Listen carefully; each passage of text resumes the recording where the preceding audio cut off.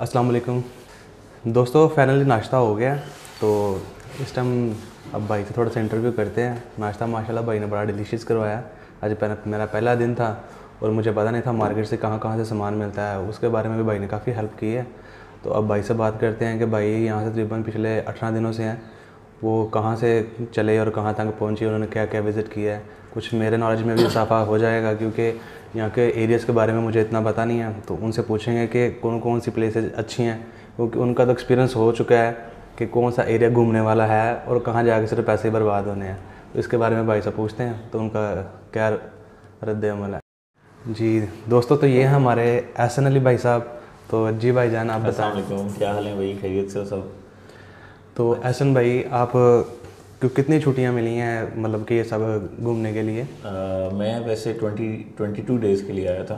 22 days के लिए आए थे। तो आप कहाँ से एंटर हुए और कब से शुरू की है ट्रैवलिंग आपने? मैं कॉन्गो से एंटर हुआ था, रवांडा। ठीक है। उसके बाद रवांडा से मैं कीनिया गया था और कीनिया से फिर मैं आया था साउथ अफ्रीका। रवांडा में आपने कितने दिन गुजारे वहाँ पे? रवांडा में मैंने 2 दिन गुजारे थे, क्योंकि रवांडा में हम किगाली गए थे जो वहाँ का कैपिटल है। उसको अफ्रीका की सबसे क्लीनेस्ट सिटी का भी किगाली के बारे में कहा जाता है कि that is the cleanest city of Africa. और बड़ा अच्छा शहर था, लेकिन 2 दिन मेरे ख्याल काफ़ी हैं किगाली घूमने के लिए। मतलब कि जितना भी आपने घूमा है कि आपका एक्सपीरियंस अच्छा रहा है वहाँ पे? अच्छा एक्सपीरियंस था, कोई मसला नहीं था। माहौल भी अच्छा था, साफ़ सुथरा था, कोई चोरी चकारी वाला इस तरह का कोई मसला नहीं। लोग कोऑपरेटिव थे वहाँ पे? अच्छे कोऑपरेटिव लोग थे। उसके बाद आपने नैरोबी का रास्ता अपनाया, मतलब कि कीनिया चले गए आप? उसके बाद हम कीनिया गए। कीनिया में भी 2 दिन थे। कीनिया में वैसे ज़्यादा दिन के लिए अगर आप जाएं तो, क्योंकि नैरोबी में भी काफ़ी जगह हैं घूमने वाली। उसके अलावा मोम्बासा वहाँ का बड़ा अच्छा शहर है कीनिया का। बड़े अच्छे बीचेज़ हैं वहाँ पे, वो हम नहीं कर सके। और कीनिया में 2, 3, 4 दिनों की सफारीज़ आप कम पैसों में आसानी से कर सकते हैं। अच्छी सफारीज़ हैं वहाँ की। मसाई मारा पार्क है, लेक नकुरू नेशनल पार्क है। हम वो नहीं कर सके क्योंकि हमारे पास इतने दिन नहीं थे। हमने सिर्फ नैरोबी नेशनल पार्क की सफारी की थी और 1-2 चीज़ें जो 2 दिनों में हम टच कर सकते थे। ठीक हो गया। तो आपने वो, आप कहना चाहते हैं कि अगर कोई बंदा आए तो वो कम से कम 4-5 दिन आए कि जो चीज़ें हैं वो बंदा कवर कर सके आराम से? कम से कम 4-5 दिन। और वहाँ पे आपको क्या लगा कि एक्सपेंसिव है कि नॉर्मल प्राइस है वहाँ पे?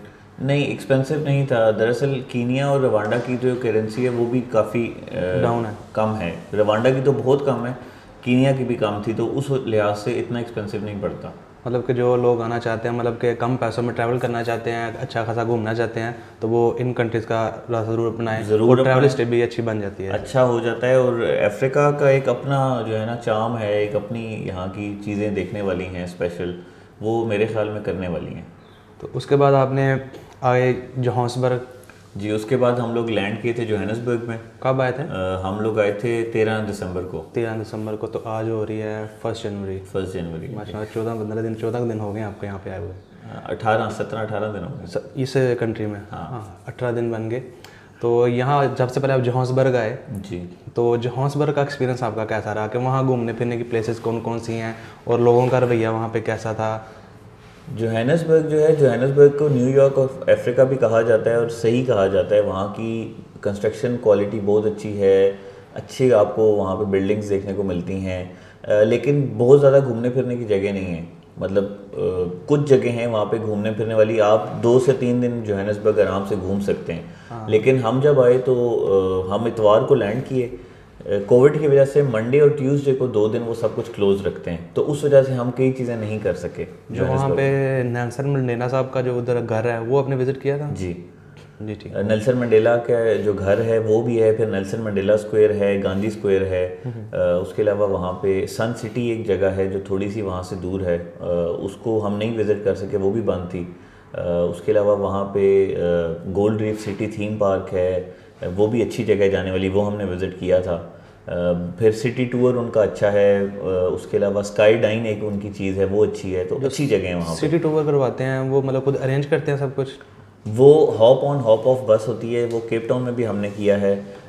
उसमें ये होता है कि एक आप टिकट ले लेते हैं और आप उस बस पे बैठ जाते हैं। वो एक ही तरह की बसेज हैं, उनकी काफ़ी सारी चल रही होती हैं उसी रूट पे। ठीक है। आप उस बस पे बैठ जाते हैं, वो 8 से 10 जगहों पे आपको लेके जाती है और हर जगह पे रुकती है। जहाँ पे आप चाहते हैं कि आपने विजिट करनी है, आप उस बस से उतर जाएँ और नेक्स्ट बस पे आप दोबारा बैठ जाएँ। तो उस लिहाज से ये बड़ा अच्छा टूर हो जाता है। एक ही रूट में आप सारी चीज़ें देख सकते हैं और वापस आ सकते हैं। उसके बाद आपने जोहान्सबर्ग से कहाँ के डरबन गए आप? उधर से हम डरबन गए। उसमें हम लोगों ने बाय एयर ट्रैवल करने का प्लान था हमारा, लेकिन उन्होंने हमें कहा कि अभी रिस्ट्रिक्शंस ऐसी हैं कि शायद आपको डोमेस्टिक के लिए भी कोविड टेस्ट दोबारा करवाना पड़े, तो इसलिए हमने फिर बस ले ली थी। हमने बस का सफ़र किया था डरबन के लिए। वो तकरीबन आपको कितने की पड़ गई थी, जो मतलब कि आप जोहान्सबर्ग से डरबन तक आए? वो हमें तकरीबन 340 रैंड्स का टिकट पड़ा था, लाइक पाकिस्तानी शायद 3500-3600 रुपया बनता है। ठीक हो। और 10 घंटे की वो ट्रैवल था, 10 घंटे का। तो 10 घंटे के ट्रैवल के बाद जब आप जोहान्सबर्ग पहुँचे तो फिर डरबन पहुँचे, तो डरबन में आपने कौन कौन सी चीज़ें विज़िट की और कितने दिन आपका स्टे था, और जो आप जोहान्सबर्ग में रहे थे, जिस होटल में रहे थे, तकरीबन उस पर आपका कितना वो खर्चा आ गया था? हम जोहान्सबर्ग में रहे थे, रीफ होटल था, 4 स्टार होटल था, और उसका $60 पर नाइट जो था ना रूम था। तो वो आप हिसाब लगा लें जितनी रातें आपने रुकने। अच्छा होटल है, 4 स्टार, तमाम फैसिलिटीज़ हैं उसमें। उसके बाद डरबन में जो आपने होटल करवाया था वहाँ कितने दिन रुके थे?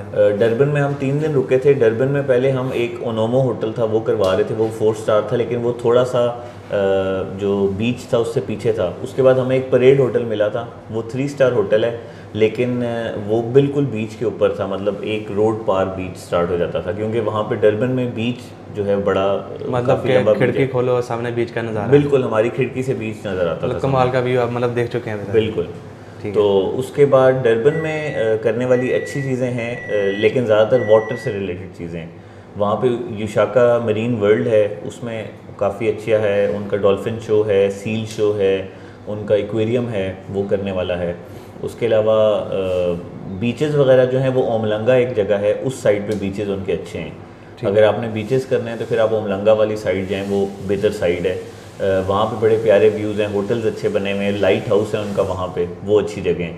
और उसके अलावा फ्लोरिडा स्ट्रीट है वहाँ पे, वो अच्छी जगह है। आपने ये सारी चीज़ें कवर की हैं कि इनमें से कुछ रह गई हैं आपसे? नहीं, ये सब हमने किए। वहाँ पे हमारे पास 3 दिन थे, और वो इस तरह था कि हम पहुँचे भी जब बस से सुबह 6 बजे पहुँचे थे, तो 3 पूरे दिन हमारे पास थे। चौथे दिन हमने फ्लाई किया था। ठीक हो गया। तो वहाँ पे हम आराम से कवर कर सके सब कुछ। तो उसके बाद जब आप डरबन से आए केप टाउन, तो बाई एयर आए हैं कि यहाँ बाय बस ही आए दोबारा? डरबन से फिर हमने दोबारा वहाँ पे क्लियर कर लिया था, तो हमें पता लगा कि कोविड की ज़रूरत नहीं होगी, तो इसलिए हमने फिर डोमेस्टिक फ़्लाइट ले ली थी। और हम कितने की पड़ी थी तकरीबन आपको? वो हमें महंगी पड़ी थी। वैसे जो डरबन से केप टाउन फ़्लाइट है वो पाकिस्तानी आपको आराम से 10-11 हज़ार में टिकट मिल जाता है। ठीक है। लेकिन हम लोगों को क्योंकि हमने लेट टिकट ख़रीदा आने से 2 दिन पहले, तो हमें 22,000 का टिकट पड़ा था। तो अब 2 बंदे से मतलब कि 44,000 रुपये का टिकट पड़ गई आपको? जी, वो हमें महंगा पड़ा था। तो उसके बाद अब केप टाउन में आए, तो केप टाउन में आपको कितने दिन हो गए यहाँ पे स्टे करते? केप टाउन में मेरा आज 13वां दिन है। 13वां दिन है।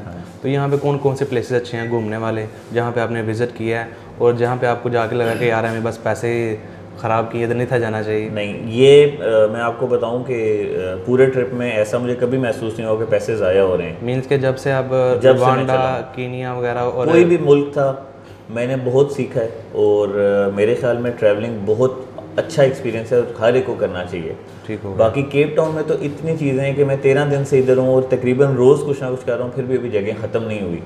मतलब दिन ख़त्म हो गए हैं लेकिन घूमने वाली जगह ख़त्म नहीं ख़त्म हुई। केप टाउन तो इट्स फुल ऑफ फन। ठीक हो, लिटरली। चलें, आपके लिए तो कोई अच्छा एक्सपीरियंस बन गया कि आप पहले आए हैं और हम थोड़ा सा लेट आए हैं, जिसकी वजह से अब कुछ लॉकडाउन हो गया। और सबसे जो ख़राब बात ये हुई है कि न्यू ईयर के लिए आए थे और न्यू ईयर ही ख़राब हो गया। फर्स्ट टाइम ऐसा हो रहा है कि केप टाउन में न्यू ईयर नहीं मनाया गया, यानी कि एक पटाखा तक नहीं चला, कोई एक पता लाइटिंग कुछ भी नहीं हुआ, बीचेस वगैरह हर चीज़ बंद, क्लब वगैरह बंद है। तो यहाँ पे आपने कौन कौन सी चीज़ें विज़िट की केप टाउन में, और कौन कौन सी विज़िट करने वाली हैं, जो मतलब के बंदे के अगर किसी के पास 2-3 दिन हो तो वो मैक्सिमम कौन सी जो अच्छी चीज़ें हैं सबसे, वो आप बताएंगे कौन सी घूमनी चाहिए? केप टाउन में सबसे इम्पोर्टेंट अगर आप आते हैं ना, यहाँ पे टेबल माउंटेन आप जाएं, वो जो लेटेस्ट दुनिया के 7 वंडर्स ऑफ द वर्ल्ड है उसमें टेबल माउंटेन भी शामिल है। उसमें केबल कार से आप ऊपर भी जा सकते हैं और वापस भी आ सकते हैं। 200 रेंट हर तरफ की राइड है, ऊपर जाने का भी 200 है, वापसी का भी 200 है। पाकिस्तानी तकरीबन 2500 रुपया बन जाता है। ठीक हो गया। और अगर आप चाहें तो आप पैदल ऊपर हाइक कर सकते हैं, 4 से 5 घंटे लगते हैं, और नीचे आप पैदल आ सकते हैं, 2 से 2.5 घंटे लगते हैं। ठीक हो गया। बट मस्ट विजिट प्लेस है टेबल माउंटेन। ठीक है, टेबल माउंटेन के अलावा उसके अलावा यहाँ पे केप ऑफ गुड होप है, जो south western point of African continent है, तो वो एक बड़ी अच्छी जगह है। व्यूज़ भी बहुत खूबसूरत हैं, और फिर एक हिस्टोरिकल चीज़ है कि आप अफ्रीकन कॉन्टिनेंट के सबसे साउथ वेस्टर्न पॉइंट पे जाते हैं और वहाँ पे दो ये इंडियन और अटलांटिक ओशन मिल भी रहे हैं। तो मतलब एक इस तरह की जगह तो जहाँ वो कहते हैं कि यहाँ पे केप टाउन में कुछ ऐसा इलाका भी है जहाँ पे वो नीला पानी और काला पानी मिलता है कुछ, वो वही केप ऑफ गुड होप है। ठीक हो गया, वो आप लाजमी जाएँ। उसके अलावा यहाँ पे रॉबिन आइलैंड है जहाँ पे नेल्सन मंडेला 18 इयर्स जो है वो प्रिजन में रहे थे, जेल है वहाँ पे, वो आप ज़रूर विज़िट करें। उसमें वो आपको पूरा विज़िट कराते हैं, जेल भी। फिर वहाँ पे जो नेल्सन मंडेला के साथ प्रिजनर्स थे वो उन्होंने हायर किए हैं, वो खुद आपको बताते हैं कि हमारे साथ ये होता था और इस तरह होता था, वो खुद आपको ब्रीफ करते हैं। वो बड़ी अच्छी जगह है करने वाली, वो लाजमी करें। उसके अलावा यहाँ पे सिग्नल हिल से पैराग्लाइडिंग कराते हैं, वो आप लाजमी करें। पैराग्लाइडिंग बड़ा अच्छा एक्सपीरियंस है। और इस केप टाउन के व्यू पे जब आप ऊपर से पैराग्लाइड करते हैं तो बड़ा अच्छा वो मंजर है। मतलब ये 3-4 चीज़ें हैं जो मस्ट हैं करने वाली। ठीक हो गया। और उसके अलावा और भी चीज़ें बहुत हैं, लाइक यहाँ स्काई डाइविंग है, यहाँ पे दुनिया की सबसे ऊंची बंजी जंपिंग है, यहाँ पे बहुत कुछ है करने वाला जो आपसे ख़त्म नहीं होगा। तो आपके ये प्रॉपर टूर पे क्या कंक्लूजन निकलता है? जो लोग कहते हैं कि मतलब कि अफ्रीकन कंट्रीज़ बहुत ख़तरनाक है या साउथ अफ्रीका बहुत क्रिमिनल इलाका है, वहाँ नहीं जाना चाहिए, कि टूरिस्ट के लिहाज से आप इसका क्या कहना चाहते हैं कि टूरिस्ट को यहाँ पे कोई ख़तरा है? जहाँ तक मेरा एक्सपीरियंस है, मेरा एक्सपीरियंस अच्छा रहा है। कीनिया में, रवांडा में, यहाँ पे हर जगह हमें कोई प्रॉब्लम नहीं हुआ। हमने टैक्सी भी यूज़ की है, हम पैदल भी चलें, ठीक है। और हम मतलब हर तरह के बाज़ार में जो इवन इनकी मार्केट्स लगती हैं उनमें भी गए हैं, कभी कोई मसला नहीं हुआ। ना किसी ने हमसे कुछ छीनने की कोशिश की है कभी, ना किसी ने हमें कुछ कहा है, ना हमें कभी पुलिस ने रोका है, कोई मसला नहीं हुआ। दूसरी, साउथ अफ्रीका के बारे में मेरे ख्याल में अच्छी बात यह है कि यहाँ पे इंडियन और पाकिस्तानी बहुत हैं जो यहाँ के रेजिडेंट्स हैं, जो 3-3 नस्लों से यहाँ रह रहे हैं। तो शायद हम लोगों को लोग अक्सर लोकल भी समझते हैं, ठीक हो। तो इसलिए इतना मेरे ख्याल में यहाँ पे कोई इशू नहीं है। हाँ, थोड़ा एहतियात बंदा ज़रूर करे और रात के वक्त स्पेशली आप एहतियात करें, बाकी कोई मसला नहीं है। टूरिस्ट के लिए सेफ़ है, लेकिन रात को ना निकलें, दिन में मैक्सिमम ट्रैवल दिन में करें और टैक्सी वगैरह जो है उसको बुक करके निकलें तो वैसे बेहतर रहेगा। और दूसरी चीज़, कुछ स्पेसिफिक जगह जैसे आप बिल्कुल आपको पता है कुछ ऐसे इलाके हैं, छोटी गलियाँ, और वहाँ पे आपको वैसे ही माहौल नज़र आ रहा होता है, आप उन जगहों पे मत जाएं। जी, आप थोड़ा सा मेन जगह पे रहें, कोई मसला नहीं है। और फैमिली के लिए क्या ये प्लेसेस ठीक हैं यहाँ? मैं तो बिल्कुल प्लान कर रहा हूँ कि मैं फैमिली को ज़रूर इधर लेके आऊँगा। अच्छा, एक चीज़, केप टाउन में विक्टोरिया एंड एल्फ्रेड फ्रंट है जहाँ हम रह रहे हैं, इसके सबसे करीब है। बड़ी प्यारी मार्केट, जैसे कराची का पोर्ट ग्रैंड है, इस तरह की वो जगह है, पोर्ट के साथ उन्होंने बनाई हुई है। उधर बड़ा अच्छा मॉल भी है एक, और फिर केप व्हील है जिस तरह आप जो है ना, जिसमें आप ऊपर जाके पूरा व्यू ले सकते हैं। बड़ी अच्छी जगह है, वो ज़रूर करने वाला है यहाँ पे विक्टोरिया एंड एल्फ्रेड फ्रंट। तो अभी आप तो जा रहे हैं, आज आपका लास्ट डे है यहाँ पे, तो आपका मज़ीद दिल कर रहा था वैसे यहाँ रुकने का? शायद लॉकडाउन की वजह से थोड़ा सा, क्योंकि आपको पता है टूरिज्म एक्टिविटी कम हो गई है। अदरवाइज़ कुछ चीज़ें थी, जैसे यहाँ पे एक चीज़ जो मुझे सब ने कही थी कि गार्डन रूट है यहाँ पे, वहाँ पे आप 2-3 दिन के लिए ना ट्रैवल करें गाड़ी रेंट पे लेके। अगर आपके पास क्रेडिट कार्ड हो और आपके पास ड्राइविंग लाइसेंस हो जो इंग्लिश में लिखा हो, तो ये आपको गाड़ी आराम से रेंट पे दे देते हैं। तो पाकिस्तान में जो हमारे ड्राइविंग लाइसेंस हैं वो भी इंग्लिश में लिखे होते हैं, तो कोई इशू नहीं होता, उस पर आपको गाड़ी मिल जाती है। मैं ये रिकमेंड करूँगा, आप जब आते हैं तो आप गाड़ी यहाँ पे रेंट करें, आपको सस्ती पड़ेगी टैक्सी से। दूसरी चीज़ ये है कि आप गार्डन रूट पे ट्रैवल ज़रूर करें। मैं थोड़ा सा गया हूँ, लेकिन किसी के साथ गया हूँ, लेकिन आप अगर आप खुद ड्राइव करेंगे तो आप बहुत इन्जॉय करेंगे। चलिए ठीक है सर, बहुत मज़ा आया। एक दिन ही आपके साथ चले गुजारने को मिला है, तो लेकिन बहुत मज़ा आया। इंशाल्लाह फिर पाकिस्तान में मुलाकात आपसे होगी, ठीक है। तो आपने जो हमें गाइड किया है, कुछ चीज़ें कि मुझे पता था, कुछ आपके एक्सपीरियंस से मुझे पता चल गया, तो इंशाल्लाह जो आपने जगह बताई हैं, हो सकता है मैं सारी ना कवर पाऊँ, लेकिन कवर कर पाऊँ, लेकिन मैक्सिमम कोशिश करूँगा कि सारी कवर कर पाऊँ। तो ठीक है दोस्तों, ये हमारे प्यारे भाई, इनके साथ जो हमारा इंटरव्यू गुजरा आपको यकीनन पसंद आएगा।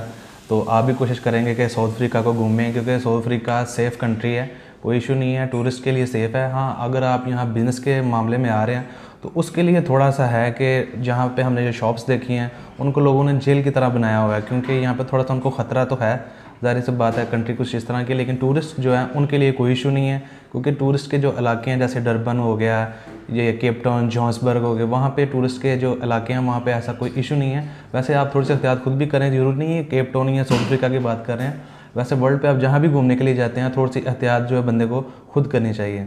ठीक है दोस्तों, आई होप आपको मज़ा आया होगा। तो आज हमारे भाई जा रहे हैं, इनको अलविदा करने जा रहे हैं, तो इंशाल्लाह फिर ब्लॉग बनाते हैं। तब तक के लिए अभी इजाज़त दीजिए। खुदा हाफिज़। अल्लाह हाफिज़। अल्लाह हाफिज़। Thank you.